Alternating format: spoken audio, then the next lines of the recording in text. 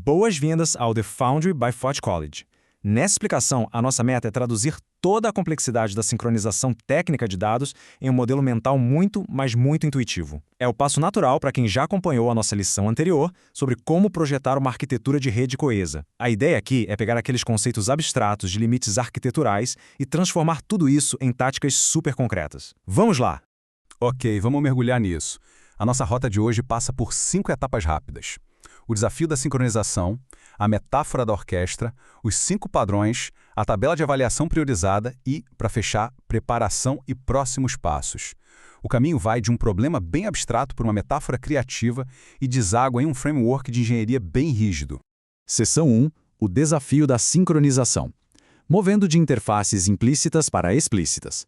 Em sistemas distribuídos como a Solana, a gente sabe que componentes independentes precisam estar em sincronia absoluta. Sem pontos explícitos de alinhamento, o caos na rede é inevitável. E para resolver isso, a gente traz um termo técnico que é absolutamente crucial, a superfície de sincronização. Basicamente, são os pontos nomeados onde os componentes aceitam, validam ou publicam mudanças de estado para que o resto do sistema possa observar tudo com segurança. Na prática, essas superfícies limpam a ambiguidade do sistema, né? Elas transformam aquele compartilhamento de dados que antes era meio implícito e bagunçado em uma interface real e testável. Seção 2. A metáfora da orquestra. A sinfonia de dados. Aqui, a gente vai usar um modelo mental musical super leve e divertido para deixar os conceitos avançados do Turbine bem mais fáceis de digerir. E isso ilustra brilhantemente o nosso ponto. De um lado, o caos distribuído, onde os músicos tocam sem coordenação nenhuma. Do outro, a sincronização orquestral. Nessa nossa analogia, os componentes da rede são as seções de instrumentos de uma orquestra. As superfícies de sincronização agem exatamente como os sinais precisos do maestro, e a partitura oficial dita a sequência exata de mudanças de estado. O mais legal é conectar todos esses elementos da orquestra a atributos do sistema que a gente pode realmente medir. O sinal do maestro, por exemplo, é a latência de propagação. A distribuição das gravações dos ensaios é a cadência dos instantâneos. E claro, se a gente tiver um violinista rebelde improvisando um solo terrível e fora do tom, bom, isso representa perfeitamente um dado desincronizado na rede. A gente vai precisar de reconciliação rápida para não estragar a sinfonia inteira. Seção 3. Os 5 padrões. O nosso repertório técnico. Vamos passar da teoria musical para as escolhas táticas reais, aplicando os contratos arquiteturais diretamente. Nós temos 5 grandes padrões nesse repertório de sincronização: fonte canônica, propagação otimista de deltas, instantâneos versionados, o famoso CDC, e as mensagens idempotentes. Cada um traz uma forma única de equilibrar os prós e contras em sistemas distribuídos, e é exatamente isso que a gente vai ver.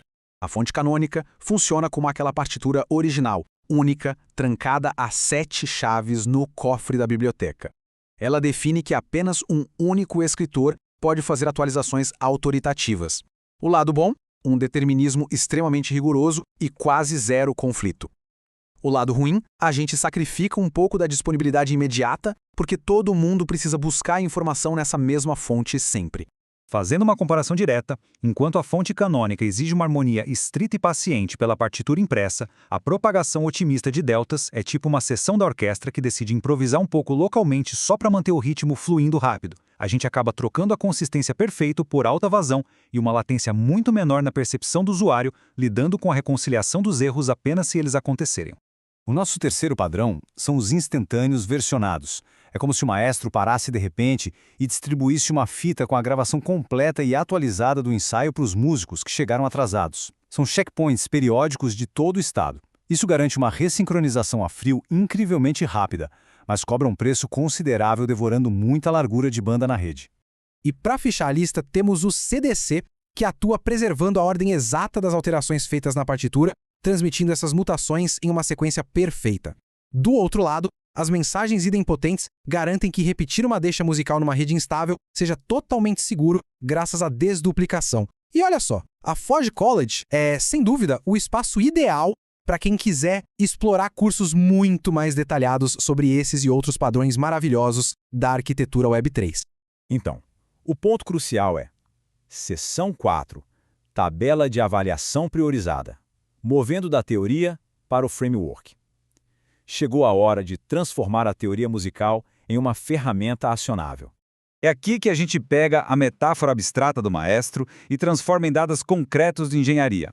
Cada padrão que escolhemos precisa estar amarrado a uma justificativa arquitetural e a métricas claras de avaliação. Por exemplo, mapear as restrições de um único escritor diretamente para as métricas de latência de propagação. O fluxo para construir essa tabela começa nos 4 primeiros passos. 1. Inventariar os pontos de sincronização, tipo o head do ledger. 2. Mapear os padrões candidatos para cada um. 3. Definir as métricas correspondentes.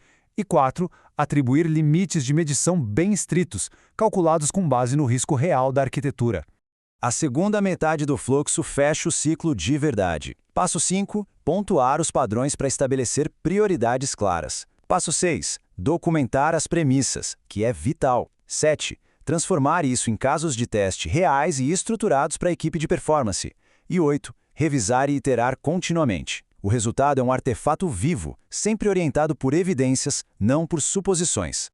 Vamos avançar e ver como isso se constrói na seção 5, preparação e próximos passos. Avaliação de desempenho. Como a gente se prepara para as análises implacáveis que vêm na sequência?